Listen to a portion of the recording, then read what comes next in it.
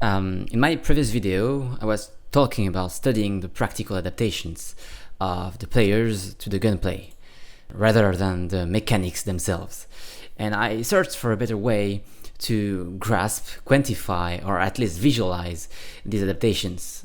One of the solutions was to record the actual mouse movements an experienced player uses in 1 versus 1. I'm not talking about looking at the pattern of weapons, but at the mouse movements and burst timings players actually produce to deal with these gunplay values, with these recoil patterns. So not a perfect theoretical macro, but an actual record of players' spread control and recoil control practices. In consequence, I tried to record as a start the movements I, or an experienced player most likely, actually does, and that grant or do not grant a feeling of pleasure or reward after a kill. This allows to compare, I believe, different mouse behaviors triggered by different games to identify the mouse patterns linked to enjoyable experiences in handling the guns.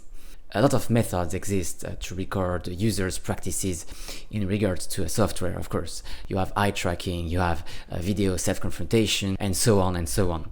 But I have not witnessed so far any previous attempts to record actual players' mouse movements in a 1 versus 1 through X and Y inputs. That's to say the reactions in terms of pure mouse movements to gunplay values. So here are the results of comparing mouse patterns in a 1 versus 1 against an unmoving target with different BF1 weapons and on different games, with the same field of view, of course, and the same ADS sensitivities. To make things simple, if you compared on the same scale Battlefield 1 Air Eagle ADS Tabfire with a BF1 1907 ADS Tabfire during 2.2 seconds, you have these results. Now, if you compare these paths with a 1907 hipfire ADAD for the same duration against a moving target, you have these results. Now, what matters is to take these typical BF1 mouse movements and compare them with the mouse movements triggered on a game like Battlefield 3 or Battlegrounds, which gunplays were recognized, I believe, as more mechanically enjoyable and addictive. On the same scale, if you compare this BF1 data to the mouse paths of Battlefield 3, M16A3, played in Tabfire, you have the following. Now, if you add M16A3 played in very short bursts, the so-called GCAS style, if you played on the Battlefield 3 competitive scene, you have these mouse movements. And then you can add battleground weapon control mouse movements with, for example, the AK or the SCAR, where the Y-axis usage is obviously higher. I believe two things are immediately visible through this. One is obvious, the other one is not. First, and clearly, as everybody knows, there is more recoil in the two latter games, Battlefield 3 and Battlegrounds. In terms of players' mouse movements, this means that the mechanically enjoyable experience of Battlefield 3 and Battleground consists in mouse patterns smoothly distributed over Y-axis with intensity, yet with the recurring shape. The mouse movements associated with Battlefield 1, on the contrary, are sharper and do not rely on an important Y-axis recoil control. In other words, there is less intensity and less regularity in the mouse movements used to counter recoil and spread on Battlefield 1. So far, it's mostly a consequence of the low recoil values in Battlefield 1 and of the important random horizontal recoil.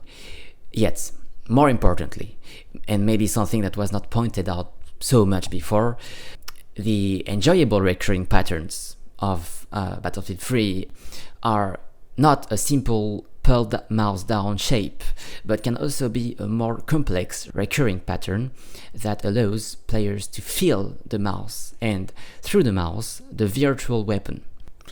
The gunplay of Battlefield 3 is a great example both of triggering enjoyable mouse patterns and of allowing players to play a gun effectively by using completely opposite mouse patterns.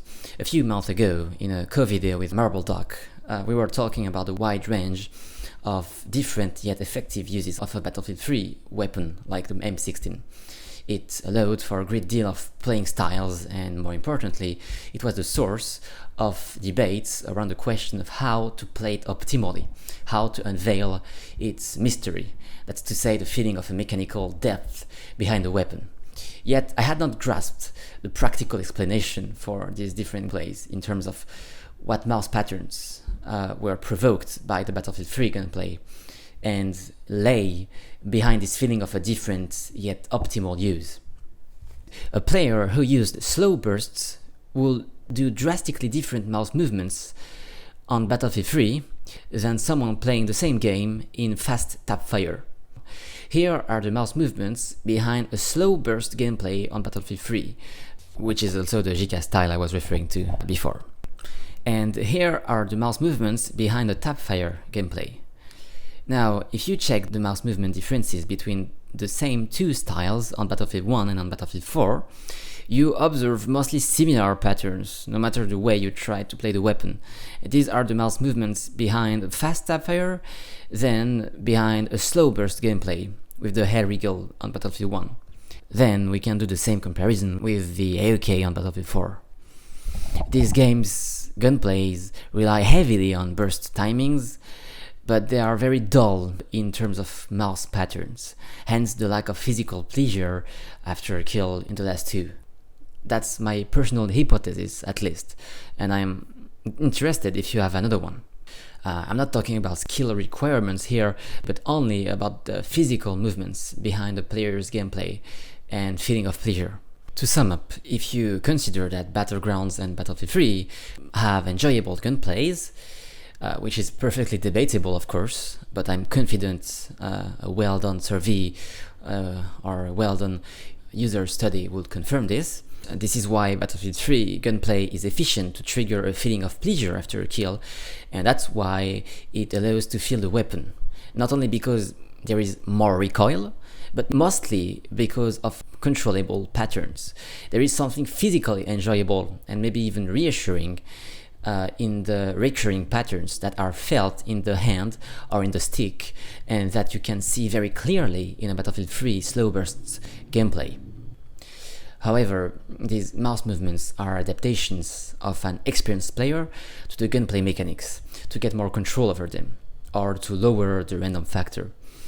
It will be interesting to see what are the adaptations of an unexperienced player, that's to say, the mouse movements and keyboard inputs achieved by someone with less knowledge about the techniques to make weapons more efficient in a 1 versus 1, or without the same tendency or interest in having such control. This will help to know which weapons or gunplays are more intuitively understood or mastered, or which one tend to trigger some competitive behavior, some control behavior over them. Now, to record these movements, I used the software called Mouse Tester and distorted slightly its original purpose. This software allows to record directly X and Y inputs rather than to track the cursor. Using any program that records your cursor movements will not work on most FPS games because it gets locked in the middle of the screen when the game is active. I saw some people on Reddit who thought they had recorded their mouse movements during a whole CSGO game, for example, and that used something to track the cursor, and they didn't realize that the only movement they had tracked during the whole game was their mouse cursor selecting items, and as soon as the game started, they were not tracking anything anymore. Mouse Tester has an option to start recording mouse data as long as you press left mouse button. So given you release this left mouse button during an ADS fight, if you burst, I simply switched my binds in Battlefield 1. I used left mouse button to ADS and right mouse button to shoot. That way it recorded my mouse paths as long as I pressed my ADS button. Well, that's all. If you have a better way to record X and Y inputs and set them to scale in different games, I'm obviously very interested. I repeat over every document or video that the concrete ways of playing of actual players are not studied enough or sufficiently in depth, and that the indicators used to balance weapons are too narrow, or the indicators used to decide between several mechanics to implement more generally.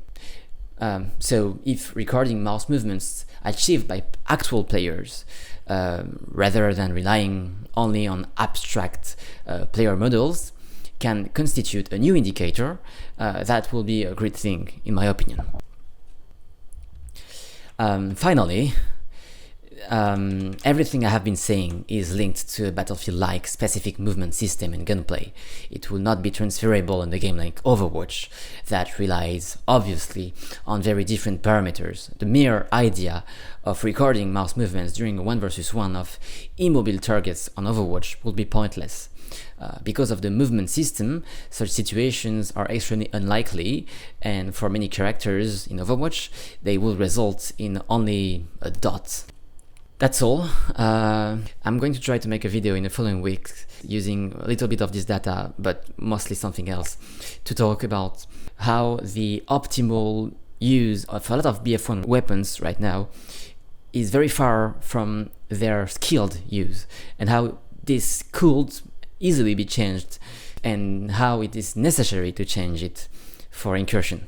Because right now the optimal use of Battlefield 1 weapon is a very mechanically safe use, which is a way to say that it's not very skilled and it doesn't have a very high skill setting. And some fixes could obviously improve that pretty easily. Some of them are all over Reddit, some of them are not on Reddit right now. So I would like to try to make a video about that, but I don't know if I have the time. So I will see you later, and soon, hopefully.